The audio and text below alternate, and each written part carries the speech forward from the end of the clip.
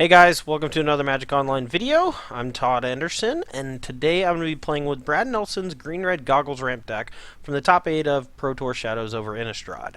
Now, this deck, it really got me brewing right after I saw the deck at the Pro Tour. Brad told me a little bit about it, the day of, right before he went on camera, and honestly, I fell in love with it. It was something special, and decks like this don't really come around too often that really tickle my fancy where every little thing about the deck just makes sense. And this deck also was pretty close to my heart because it played my favorite card in the current standard format, which is Pyromancer's Goggles, right above my head. So today we're going to be playing his deck through a 5-round standard league on Magic Online. He also wrote a very extensive article with a lot of sideboard guides and stuff today, so make sure you check that out. It should probably be like one slot above me on the main page. Now, let's actually talk about the deck a little bit before we actually get into the matches, and I'll try to go over a bit of the synergies and the explanations behind the cards. If you want a super deep explanation on sideboard guides and things like that, his article is the perfect place. He just went super deep, like over 3,000 words. I think he had somewhere around like 3,500, and just really broke down every bit of the deck, and way better than I could ever do. So I'm just going to talk about the stuff that I like about the deck, and small places where I might try to make some changes, and then we'll play some matches, and I'll talk about why I would want to make the changes, or we may just mangle people, and then if that's the case, then we just won't change anything. So, first and foremost, Pyromancer's Goggles. This is the only reason I really like the deck. I tend to hate ramp decks in general, and the whole reason why I like Drownyard Temple and Pyromancer's Goggles in these, red-based. I want to call them control decks, but they're kind of like a combo deck, honestly. They're engine decks. I think that's a good word for it. So Pyromancer's Goggles is this engine alongside Magmatic Insight and Tormenting Voice that allows you to just churn through your deck. You turn a bunch of dead cards into actual cards. You get to pitch your Kozilek's Returns in the matchups where they're bad, or if you just really need to, flash it back with a World Breaker on the next turn. You can get rid of that and draw some cards. But Pyromancer's Goggles also lets you double up on removal spells like Fire Impulse. And later in the game, if you have enough mana, it lets you just kill your opponent with Fall of the Titans. Now, there are a lot of spots where you're going to cast Fall of the Titans off of Goggles, and it's not going to be lethal, but you're either going to kill 2, 3, or 4 creatures, and then for every creature less than 4, you get to hit them instead. So sometimes you can deal them 12 damage and deal 6 to 2 creatures, or some combination thereof. But basically, you get to choose new targets, and you just make X whatever you want it to be. Now, the way they built this deck is really interesting because Traverse the Ulvenwald is actually not a phenomenal card in this deck. It's not even a good card after sideboard when you actually have a lot of creatures to go get. But what Traverse the Ulvenwald does is it allows you to play a very heavy green base for your deck so that you can make Nissa's Pilgrimage into a great card. Not even just a good card. It's already a very good card. But you can turn on Spell Mastery so easily in this deck. But you need to play a bunch of forests in a deck that, as you can see, is primarily red. So Traverse has that little thing going for it, but also lets you reduce your land count so that it's a little harder for you to flood out in the late game, which is a big problem that I've been having with the blue-red version of the Goggles deck, where I would get to the later points in the game, and then I would kind of stabilize, but then I would still just have like 4 lands in hand, and not really a ton to do with it, and every time I would draw a Magmatic Insight or a Tormenting Voice, I'd be able to discard 1. That still doesn't help with like the other 3 in my hand. Then at that point you start wanting to draw Chandra Flamecaller to start zeroing to turn those lands into actual cards. Now, this deck's going to get, I want to say virtually flooded a good amount of the time because of how easy it is to turn on Spell Mastery for Nissa's Pilgrimage. But what that does, not only does it ramp us and let us hit our next land drop, but once you turn on Spell Mastery, you're able to turn those excess forests into actual spells with the Tormenting Voice and the Magmatic Insight. So on top of the Pyromancer's Goggles engine, you're actually able to just generate a lot of raw card advantage with Nissa's Pilgrimage, and then you're able to leverage those extra lands into more spells. Think of it like casting a draw 2 or a draw 3 before you cast a brainstorm. But like a light, let's say you have a life from the loam, for example. You cast life from the loam, you put 3 lands in your hand, and you need some way to turn those into real spells. And what the Nissa's Pilgrimage does is allows you to have that raw card advantage, so that you can actually leverage Tormenting Voice and Magmatic Insight, and you're not just having to discard, good spells early on in the game. But yeah, Traverse the Ulvenwald is a pretty sweet card for the deck, and for a number of reasons. But the one of the major reasons why it's in the deck is because of the card Fall of the Titans. You need something to do kind of around like turn 4 and 5, where you can cast a 1-mana spell and then just pass turn.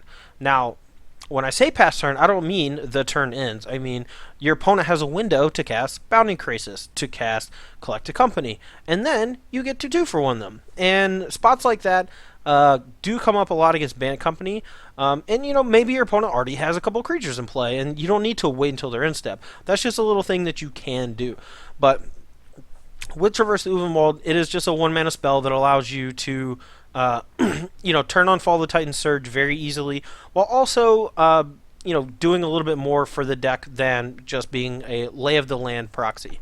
Now, aside from that, if you're ever able to turn on the Delirium part, and that usually will require a Chandra being discarded, to a Tormenting Voice, a Hedron Archive being cracked, or one of your creatures coming into play and then going to the graveyard.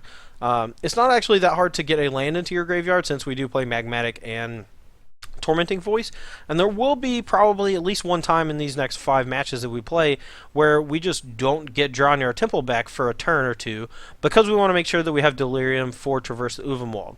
But yeah, Traverse actually plays a very big part in the sideboarded games, because the way they built their deck, they built it as a 75 and not as a 60, with some hate cards in the sideboard.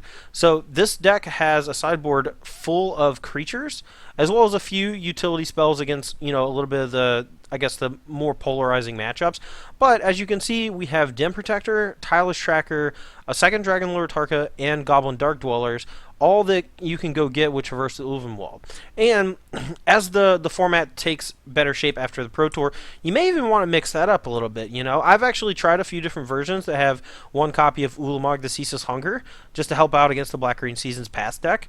I've had versions that have, one copy of Gaia's Revenge, also a pretty sweet bullet, and the list goes on and on. There's probably 5 or 6 different one-of creatures that you could play. The second copy of Dragon Lord Tarka, probably not entirely necessary, if I had to guess. And we can mix that up a little bit. But yeah, so the cool thing about Traverse the Ulvenwald is that it works really well with Goblin Dark Dwellers, kind of like chaining off, creating this chain of 4/4s with Menace, and that sometimes is a little too much for control decks to deal with. So if you're able to turn on Delirium for Traverse the Ulvenwald, and you can go get a Dark Dwellers, then you cast a Dark Dweller, and then you go get a Dragon Lord Tarka, or a World Breaker, or whatever. And, you slowly just start churning this engine that they have a tough time dealing with, and they're looking to, just kind of run you out of resources, and then you just have this 1 or 2, turn sequence where you just generate like 5 to 10 cards, and there's just nothing they can do about it unless they have a counterspell immediately to break up the chain. The same goes for Den Protector. You can do the same thing. You can flip it, get back Traverse, cast it, go get another Den Protector, and so on and so on. The rest of the sideboard, we have 2 copies of Draconic Roar and 3 copies of Riding Volley. Draconic Roar plus Tireless Tracker, according to Brad, is a particular sideboard plan for Bant Company, because it allows you to put a threat on the board that can not only trade with something, it can draw you an extra card, and it's just something they kind of have to deal with. Usually, basically they have to have Sylvan Advocate or Reflector Mage to be able to use Dromoko's Command to fight it without any sort of drawback, and that is assuming that you aren't, making it a 4/3 with a popped clue. So Tireless Tracker apparently is pretty good in that matchup. I'm just going to trust him. He has played a ton with this deck, as well as with Bant Company against this deck in their their 2-week-long testing process at the Eureka House. The 3 running volley, very obviously for human-based decks, but there are some other decks where it could be pretty good. I think is actually fine against like the blue-red goggles deck, for example, because Thing in the Ice could be a big deal if it ever flips. And then lastly, a third copy of Chandra. There are going to be matchups where they're trying to use Transgress or Duress to, strip you of your bigger cards, and you just need a slightly higher density of bigger cards. Chandra also plays the very important role of turning all your excess forests that are in hand from Nissa's Pilgrimage into actual cards. And, sometimes Magmatic Insight or Tormenting Voice just aren't enough. So yeah, I always like the third Chandra. Third Chandra also pretty good against the white base aggressive decks, just acting as like a 6-mana Wrath that sometimes sticks around, and if it does, then you can use it the next turn, either plus to start putting pressure on them, or 0 to start getting a little more card advantage off of your stuff. So yeah, that's it for the deck. I hope I didn't bore you with that. That was a bit longer than I expected it to be, but this deck is intriguing to me. The prospect of Kozilek's Return plus Worldbreaker in a deck that's not just doofus ramp with explosive vegetation and things like that. It gets me excited to play with the deck. This is like a thinking man's ramp deck, for lack of a better term. So Draenor Temple, great in the deck. What else? Hedron Archive is a weird bridge card.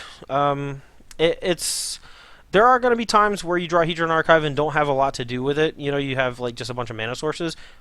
Great, sack it, draw 2 cards. This deck doesn't need 7 lands to function like all the regular style ramp decks, and the extra 2 cards off Hedron Archive can actually turn a game around. It's a kind of an expensive copy of Divination, but at the same time, there are a lot of spots where it just ramps you into Worldbreaker on like turn 5, and you get to kill land and maybe kill other stuff. So, anyway, guys, that's going to be all for the deck. Let's go ahead and get to the matches. We'll be right back.